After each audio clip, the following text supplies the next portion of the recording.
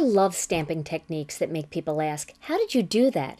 And split negative is one of those techniques. It's a fun and easy technique to do, and it always produces enough results for 2 projects with the effort of 1. Let me show you the tools and products you're going to need to do split negative. First, you're going to need some cardstock, and I've cut 3 pieces of cardstock. I've used our Pure Luxury Gold, our Pure Luxury Black, and our Pure Luxury Ivory. And then you're going to need 2 colors of embossing powder to match your 2 main colors of your project. So I have some gold embossing powder and some black embossing powder. You're also going to need an anti-static pad to remove static from your cardstock. You're going to need a Versamark pad and a rubber stamp. Now, this technique looks a lot better if you use a chunkier image, something that's a little bit more solid, but still has some detail.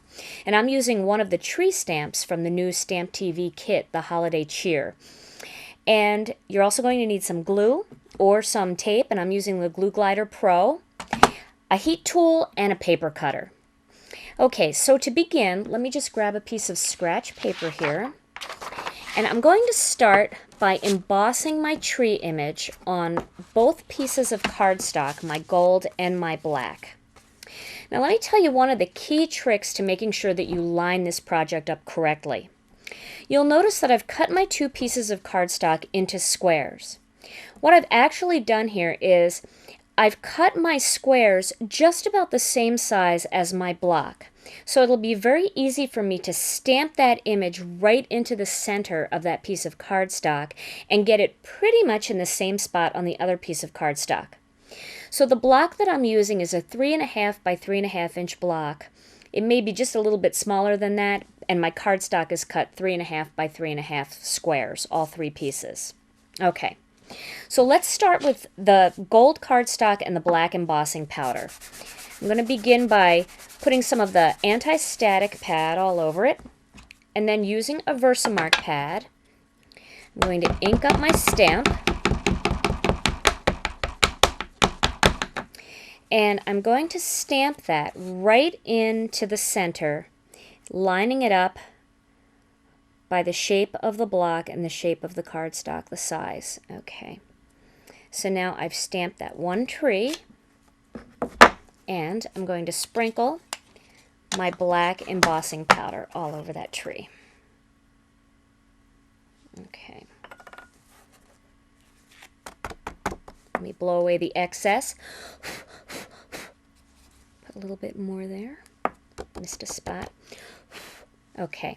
So now I've done one tree in black.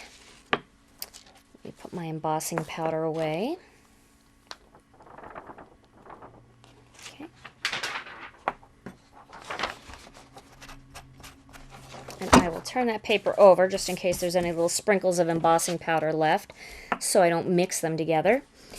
And using the anti-static pad over the black piece of cardstock, I'm going to do the same exact thing. I'm going to use my Versamark pad, ink up my stamp, and line that up right in the center of that square.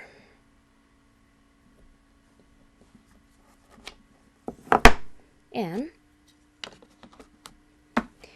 on the black piece, I'm going to use the gold embossing powder.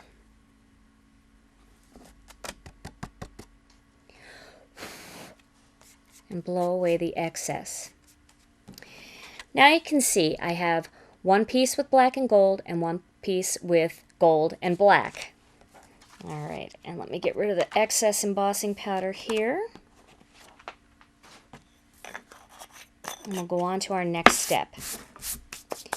Now for the next step, we're going to heat emboss both of these images. I'm using my Marvy heat embossing tool. And it just takes a couple minutes. I'm using the superfine embossing powder. I really like the superfine detail powders because they don't swell up too much and you can see every little detail. And we'll do the gold one.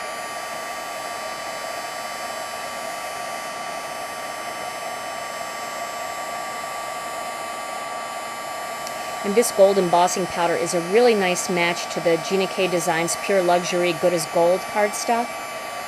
Perfect match, actually. Okay. So now I've embossed both Christmas trees.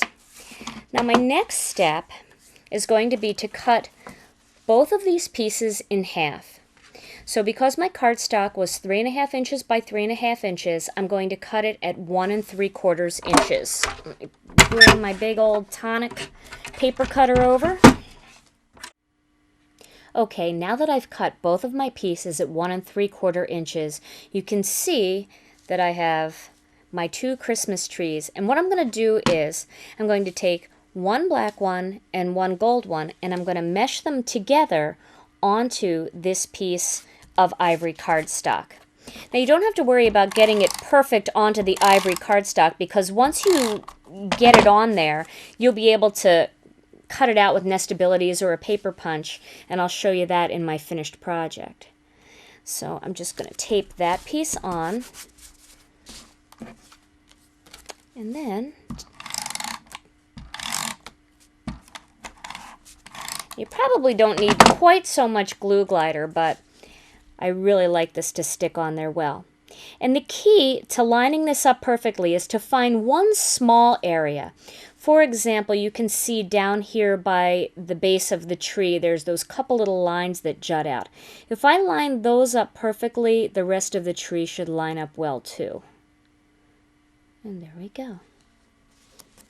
Okay, so now I have that split negative tree, and then I can do that again on another piece of ivory cardstock and make a second split negative tree, which will be the opposite of that one. Now let me show you my finished projects. I've done 2 projects for this technique. I've done a Christmas card that has a little bit of an Asian influence, as you can see, and I've taken a circle Nestabilities die and I cut it out and embossed it. You can see a little bit of that embossing in there, and just made a very plain and simple card. And I've also made a really pretty gift tag with the other half. I've used a little bit of the Pure Luxury cording in gold, and then I used my Bow Easy to make a double looped corded bow, which I just love because I can never get my corded bows to look so good unless I use the Bow Easy.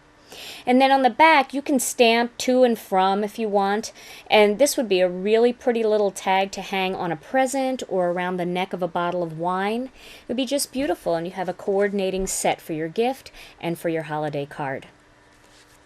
Although the split negative technique looks gorgeous done in these metallics, you can also do this technique with brights, pastels, and earth tones for a whole different look.